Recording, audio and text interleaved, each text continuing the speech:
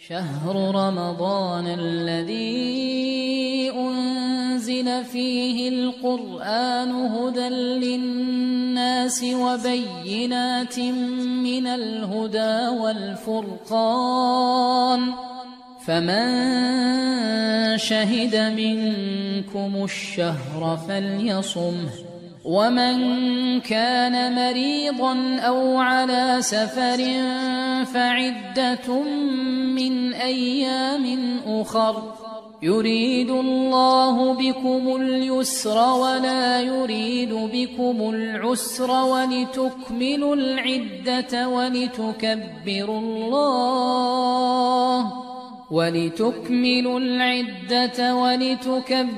الله على ما هداكم ولعلكم تشكرون.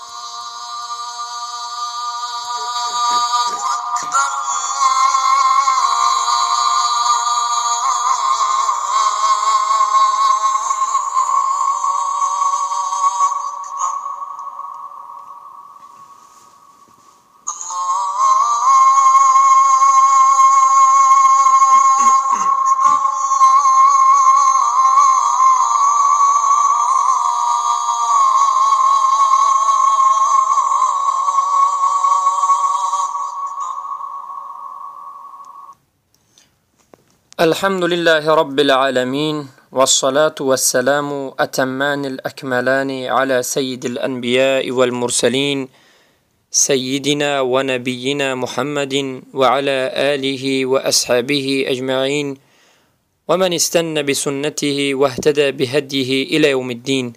اما بعد، السلام عليكم ورحمة الله وبركاته. برادران گرامی قدر و خواهران بزرگوار، الله رب العزت و الجلال را حمد و شکر و ستایش میکنیم که ما بندگانش را بار دیگر توفیق داد که به حلقه نوبتی حلقه 87 شروع بکنیم.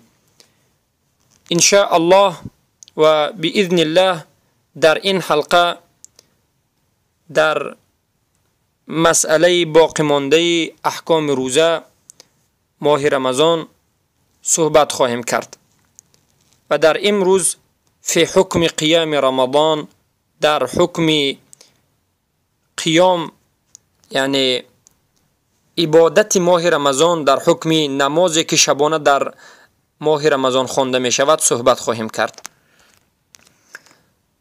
برادرم و خواهران بزرگوارم، الله بارک الله فیکم، به تحقیق الله رب العزت و الجلال به بندگانش زیاد از نوعهای زیاد از عبادت را مشروع قرار داده است تا که هر یک بنده از یکی از این نوعهای عبادت نصیب خود را بیابد و الله را عبادت بکند.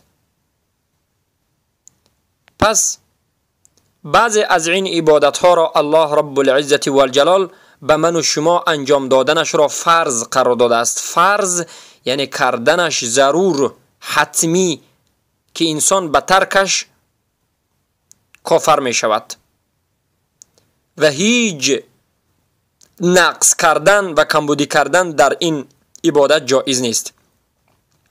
و بعضی از عبادت ها را الله به من و شما نافله قرار داده است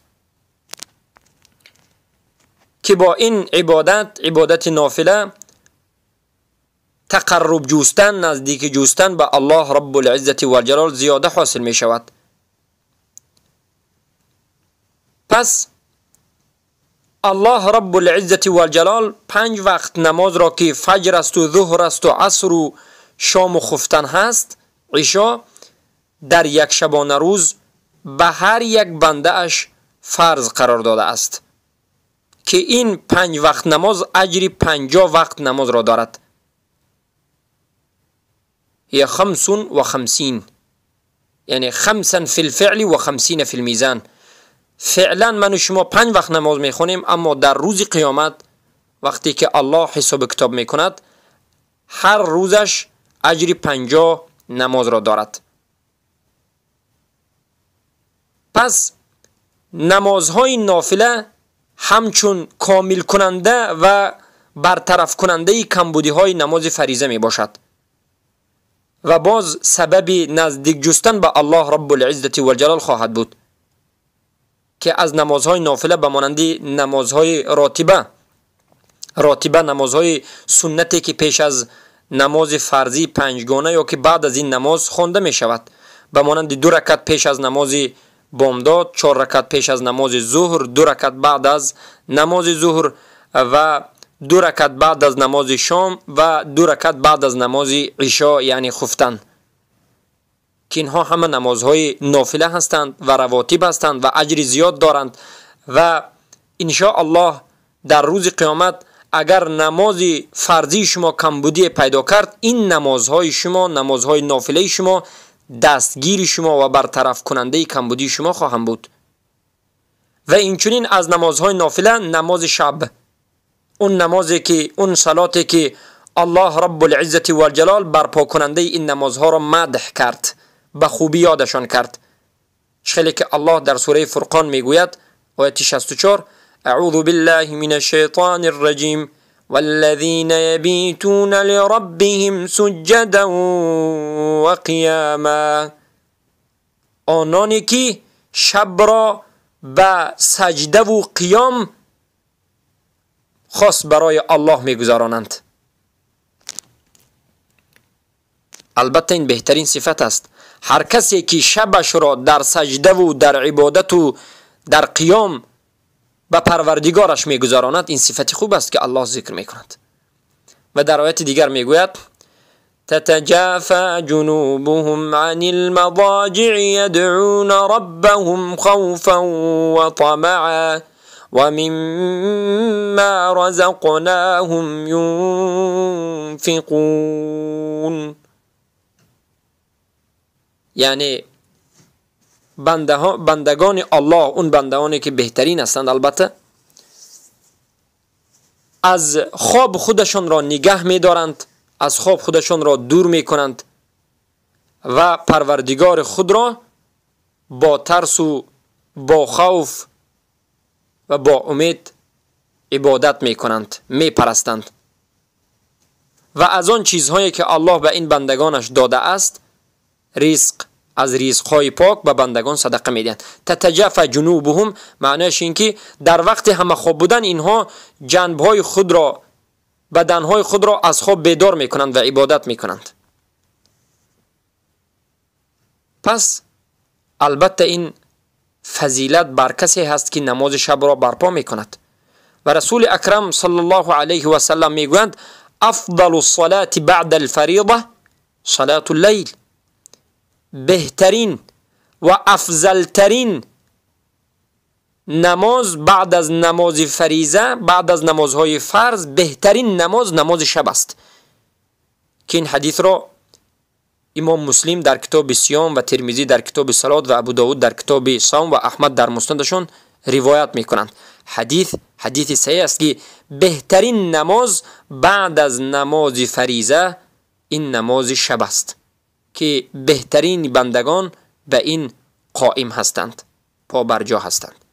و رسول اکرم صلی الله علیه و سلم در دیگر حدیث میگویند که ایها الناس افشوا السلام و اطعموا الطعام وصلوا الارحام وصلوا باللیل والناس نیام تدخلوا الجنة بسلام. ای مردم، سلام را در بینتان پهن بکنید و به مردم طعام بدهید، وسیله رحم خود را زنده بکنید و در شبانگاه نماز بخوانید. در حالتی که مردم خواب هستند شما نماز بخوانید. دانید که اگر این عملها را انجام دادید، سلام دادید، طعام دادید، سیله رحم را برپا کردید، شبانگاه نماز خواندید که مردم خواب هستند، به جنت ان شاء الله داخل خواهید شد. که البته این روایت هم ترمذی در کتابشون صفت القیام و الرقائق ذکر کردند و ابن ماجه در اطعمه و دار ذکر کردند و ترمذی حکم این حدیث را حسن و صحیح میگویند. پس این حدیث ها همه دلالت به فضل نماز شب می کند.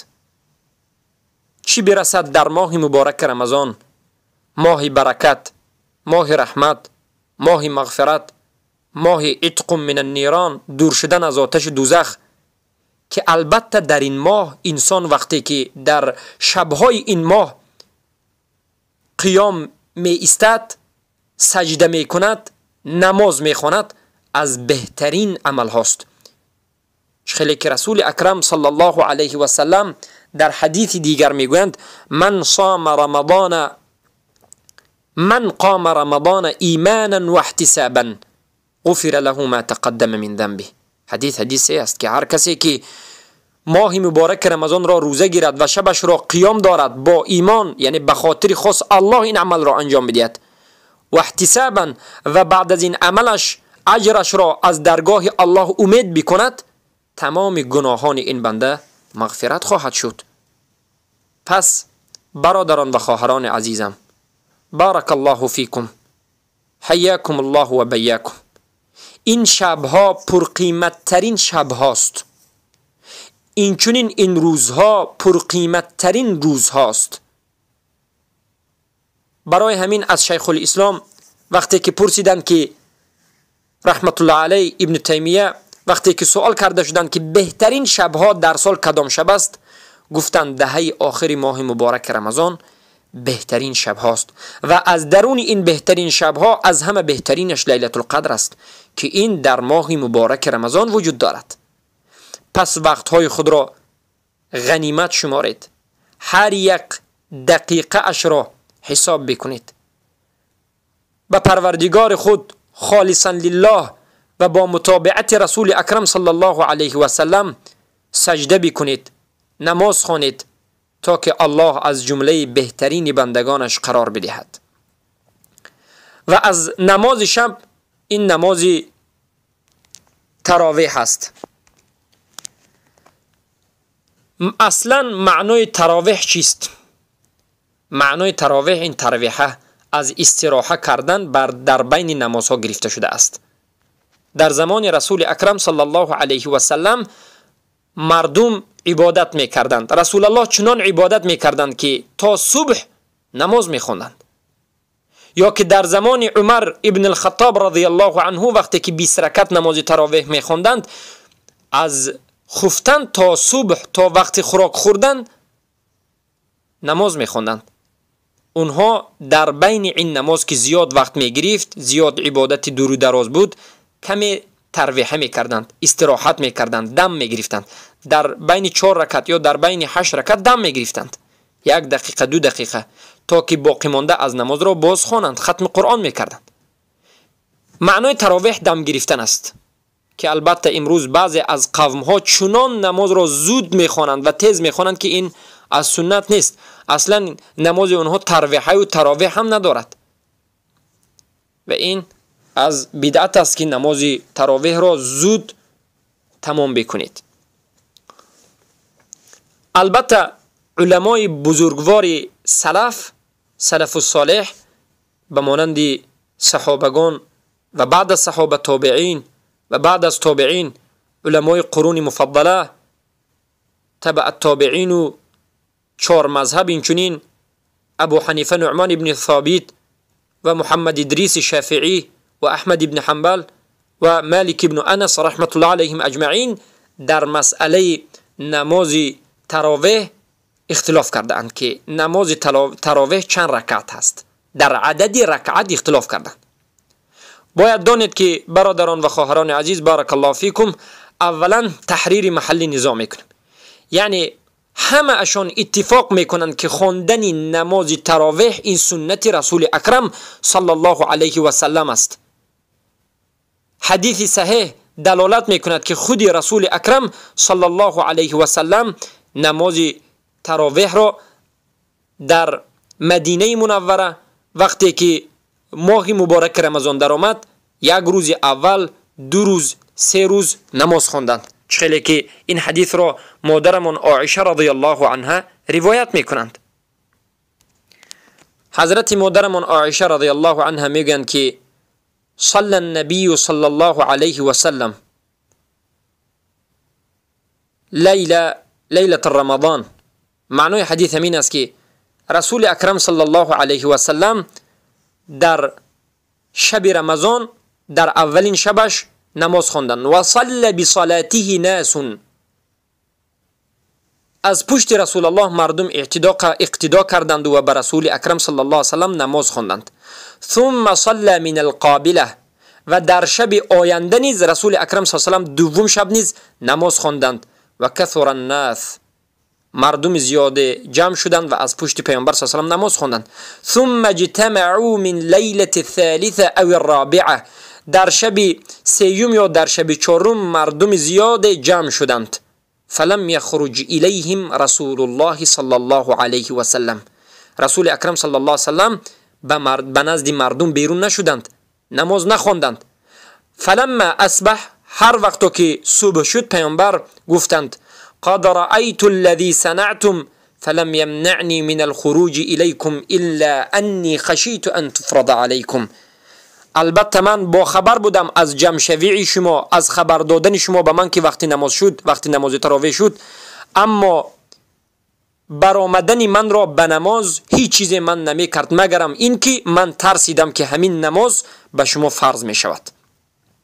یعنی رسول اکرم صلی الله علیه و سلم ترسیدند که نماز تراویح را اگر زیاد به مردم بخوانند شاید این نماز از درگاه الله رب العزت و الجلال به من شما فرض شود و ما طاقت انجام دادن این نماز را نداریم.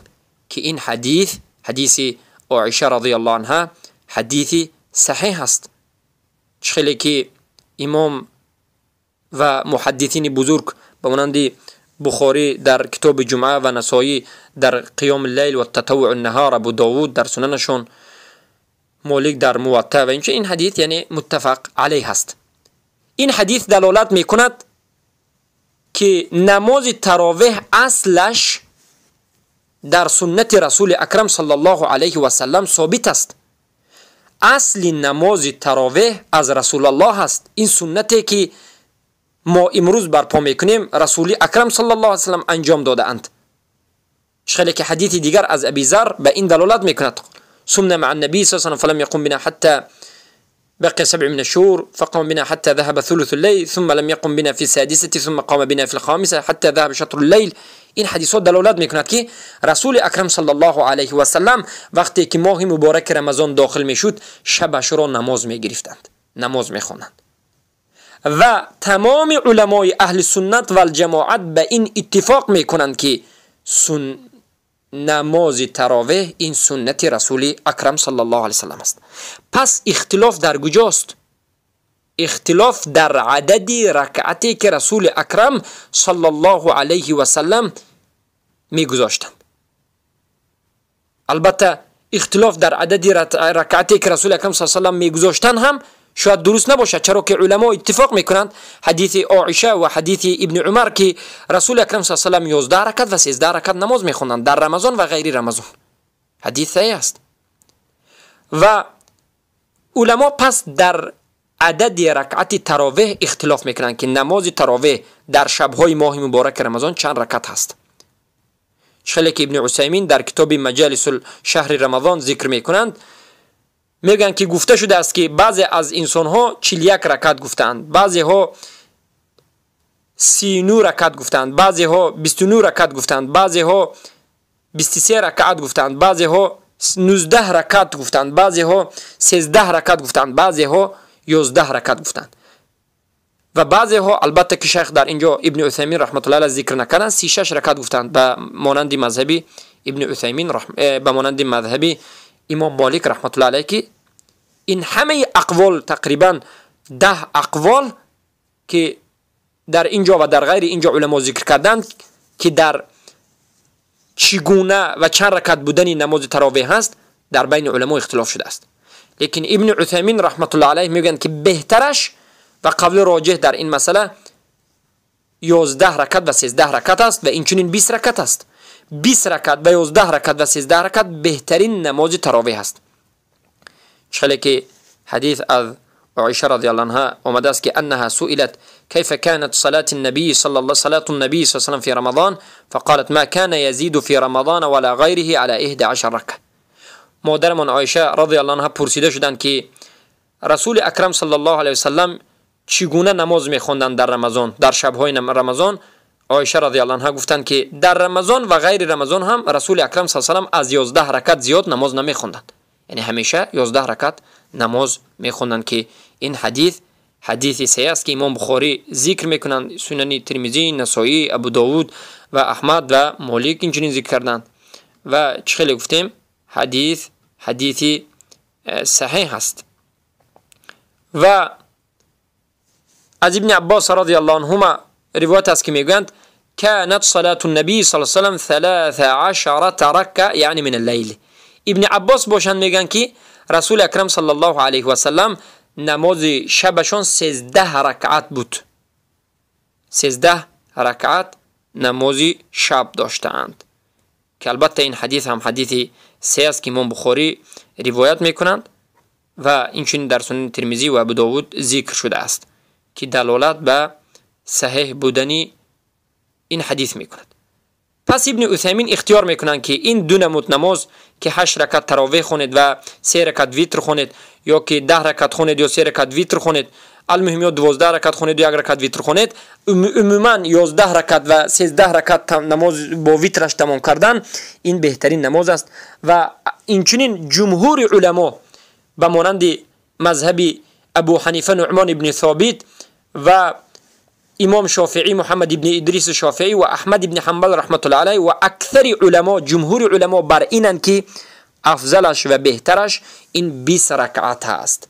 چرا که رسول اکرم صلی الله علیه و سلم وقتی که وفات کردند، صحابگان رسول اکرم صلی الله علیه و سلم با سرداری عمر ابن الخطاب رضی الله عنه در پشت ابی ابن کعب، یکی از حافظان و قرای صحابگان، همه 20 رکعت نماز خوانند، 20 رکعت نماز تراویح و 3 رکعت نماز ویتر. این دلالت میکند که صحابگان رسول اکرم صلی الله علیه و سلم همه به این مسئله اتفاق کردند. هیچ کسی نگفت و روایت نیست که صحابگان، یکی از این صحابگان گفته باشند که نماز تراویح 8 رکعت باید باشد و 20 رکعت نباشد. این دلالت میکند که میگویند فهم صحابه این حجت است، فعل صحابه این حجت است. وقتی که اجماع کردند یا که وقتی که دست جمعی کردند 20 رکعت این افضل است و 3 رکعت ویتر دارد. البته ما میگیم که همه این جایز است، 8 رکعت، 13 رکعت، 11 رکعت با ویترش، البته 20 رکعت و 23 رکعت همه اش جایز است. افضلش به وقت مناسب نگاه میکنید. وقتی که مثلا تاجیکستان یا مملکت عربستان سعودی در مدینه منوره که ما مثلا 7 سال و 8 سال همیشه 20 رکعتی میخوندیم، امروزها در مکه و در مدینه همه این علمای بزرگ 20 رکعتی میخونند.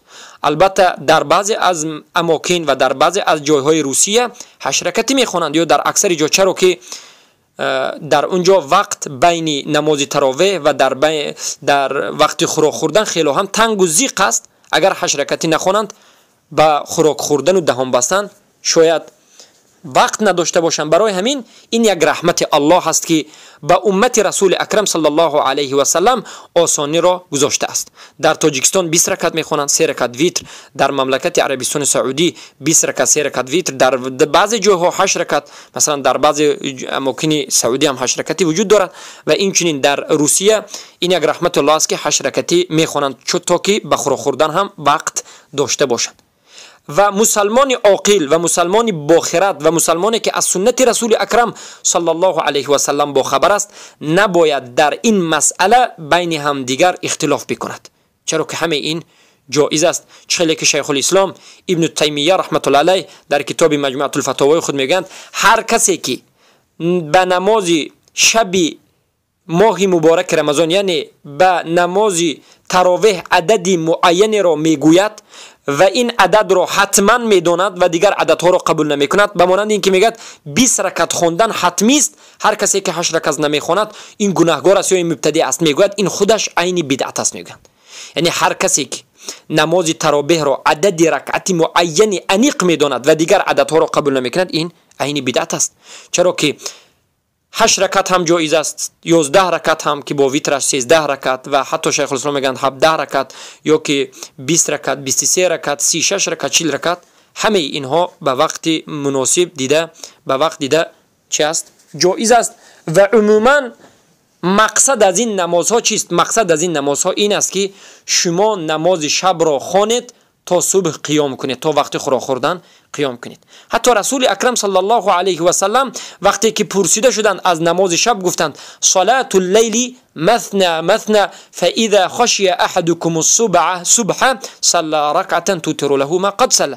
نماز شب دو رکعت. هر وقت که یکی از شما ترسید که صبح میدمد یک رکعت خواند و این یک رکعتش میشد به همه این نمازهای گذشتهش ویتر حساب میشد. پس رسول اکرم صلی الله علیه و سلم به من و شما خودشان زیبا کرده فهموندن که نماز شب رکعتی معین ندارد. دو رکعت خوانید. اگر توانید بعضی 8 رکعت میشد که صبح میدمد، بعضی میشد که 20 رکعت میشد که صبح میدمد و عموما مقصد این صبح دمیدن است. و سلف صالح علمای گذشته این نمازها را خیلی هم طولانی میخوانند، برای همین 8 رکعت میخوانند. طولانی در یک صفحهش چندین آیات ها را میخوانند. چخیلی که حدیث از سعید بن یزید رضی الله عنه روایت است که میگویند کان القارئ یقرأ بالمئین یعنی مئات الآیات حتی کان نعتمد على العصا من طول القیام. یعنی روایت است که میگویند علماهای گذشته در عصر صحابه و تابعین اینها در یک رکعت چند صد آیات ها را تلاوت میکردند. در یک رکعت نماز چند صد آیات تلاوت میکردند. برای همین 8 رکعت میخوانند تا که صبح میدمید. اما امروزها مسلمان ها ضعیفند، در یک رکعت یک صفحه تلاوت میکنند. البته اگر این هم در مکه و مدینه و در یک جاهایی که به سنت عمل کرده شد. در بعضی جاها باشد عموما سوره های کوچک با سوره های کوچک در 20 دقیقه و 30 دقیقه نماز را تمام میکنند که این خلاف سنت است و خلاف مقصد شریعت است. مقصد شریعت از نماز تراویح این عدد رکعت نیست، عدد رکعت را زیاد کردن نیست. در علم مقاصد شریعه امام شاطبی رحمت الله علیه در کتاب موافقات ذکر میکنند مقاصد شریعه یعنی مقصد شریعت از نماز تراویح عدد نماز را زیاد کردن نیست، بلکه تا صبح، تا وقت خوردن، تا وقت دهان بستن یا که وقتی من معین پا بر قیام ایستادن است. و این خلاف بسیاری از مردم است که امروزها نماز تراویح را با یک سرعت خیلی هم زود به پایان میرسانند که در این نمازشان نه هدوء وجود دارد، نه طمأنینه وجود دارد، نه خشوع وجود دارد، هیچ چیز وجود ندارد. حتی رکن از رکنهای نماز را در بعض حالات صحیح انجام نمیدهند و این درست نیست. مقصد ادا کردن نماز نیست، مقصد قبول شدن این عبادت است. رکن این نماز، عبادت این نماز باید طبق سنت باشد. و علما میگن که انه یکره للامام ان یسرع، یعنی برای امامی که امام مؤمنین و مسلمین می شود در مسجد تراویح می خوانند مکروه است که نماز را زود خواند تا که در پشت بودهش هم یعنی پیرو شده نتواند. این مکروه است، این جایز نیست. پس برای مردهای مسلمان لازم هست که این نماز تراویح را انجام بدهند و از ثواب بزرگ و از اجر بزرگ نایل بشوند و از این نمازشان باز نگردند تا همون وقتی که امام از این نماز نبراید. یعنی وقتی که انسان می رود به امام اقتدا می کند تا اون وقتی که امام نماز را کاملا تمام نکند از مسجد بیرون نشود. چرا که من صلى مع الامام حتی ینصرفه کتب له قیام اللیل یا که کله، این خیلی روایت ها هست که هر کسی که با همراهی امام نماز میخواند تا آن وقتی که امام کاملا تمام میکند این هم مینشیند با امام بیرون میشود، داند که این همین شب را کاملا گویا که قیام کرد. و بعضی از برادرها در ماه مبارک رمضان نماز ویتر را ترک میکنند، یعنی گمان میکنند که ویتر را با همراهی امام خواندن این بدعت است. این فکر غلط است، چرا که نماز ویتر دو نمود احکام دارد، احکام پیش از ماه رمضان و احکام در رمضان. احکام نماز ویتر پیش از رمضان این است که سنتش بعد از نماز تهجد خوانده شود و بهتر است. اما پیش از خواب رفتن هم اگر خونده شود درست است. خیلی که حدیث ابو هریره رضی الله عنه به این دلالت میکند، حدیث صحیح که متفق علیه است. اوصانی خلیلی بثلاث و ان اوتر قبل ان انام و رکعت الضحى و صوم صيام البيض ایام البيض. یعنی همه اینها بهترین عمل است که امام وقتی که تمام کرد شما هم نماز ویتر را قطعی همراهی امام خوانید. اما قطعی همراهی امام نخواندن نماز ویتر را سنت دانید این غلط است، بلکه خواندن نماز ویتر با همراهی امام بهترین عمل است. خیلی که ابن حجر عسقلانی در فتح الباری ذکر میکنند که عمر ابن الخطاب رضی الله عنه وقتی که صحابگان را در پشت ابی ابن کعب جمع کردند 20 رکعت نماز تراویح و 3 رکعت ویتر را همه دست جمعی میخواندند. 20 روز اول ماه مبارک رمضان انسان باید نماز تراویح را در پشت امام خواند، اما دهه اخیر نماز ویتر را میخواند، بعد از نماز ویتر نماز تهجد را میخواند و بعد از نماز تهجد باز با همراهی امام نماز ویتر را میخواند. پس عموما در ماه مبارک رمضان نماز ویتر با جماعت در پشت امام خوانده میشود و به این بهترین عمل است و این سبب انجام دادن یک عمل خیر است و یک ثواب بزرگ را انسان نائل خواهد شد. و به نماز تراویح اگر شرایط باشد در اماکن هایی که در اونجا زنها به مسجد رفتنشون ممنوع نیست و جایز هست، در اونجا نماز زنها رفتنشون در ماه مبارک رمضان به قیام اللیل به تراویح جایز است. خیلی که حدیث به این دلالت میکند. رسول اکرم صلی الله علیه و آله میگویند لا تمنعوا ایماء الله مساجد الله، کنیزهای الله را از مسجدهای الله منع نکنید. خیلی که این حدیث را امام بخاری روایت میکنند و در کتاب امام مسلم هم ذکر شده است و حدیث عموما حدیث صحیح است. اما زنها باید به آداب خاص خود به نماز روند، از تبرج، از صدا بلند کردن، از حجاب های یعنی ستر عورت خود آگاه باید باشند، ستر عورت خود را کاملا بندند، محجبه باشند، مستره باشند و باید از چشم بیگانه خود را نگه دارند و چشم خود را هم از مردم نگاه دارند، یعنی به هر جا نگاه نکنند و زینت خود را عموما آشکار نکنند. خیلی که الله میگوید ولا تبدین زینتهن الا ما ظهر منها. پس انسان ها از جانب شریعت مأمور هستند که نماز را در جماعت خوانند و مسجد را زینت دهند و صف کشند و در روبروی الله رب العزت و الجلال عبادت بکنند و قیام بکنند و این بهترین عمل در ماه مبارک رمضان است. و اینچنین رسول اکرم صلی الله علیه و سلم نماز ویتر را خیلی گفتیم در عادت‌ها یا که در نمودهای مختلف میگذاشتند، 1 رکعت یا که 3 رکعت که البته مثل نماز مغرب نیست، در 2 رکعتش سلام دادن یا به تحیات ننشستن، 5 رکعت، 7 رکعت و 9 رکعت که در 9 رکعت در 8مین رکعتش می نشستند و در 9مین رکعتش سلام می دادند که همه این از رسول اکرم صلی الله علیه و سلم ثابت شده است. و ان شاء الله ما در مسئله نماز تراویح در باب شرح زاد المعاد و شرح بلوغ المرام و منتقى الاخبار به شما کاملا همه این مسئله را بیان خواهیم کرد و این احکام نماز ماه مبارک رمضان بود. و بالله التوفیق و بارک الله فیکم.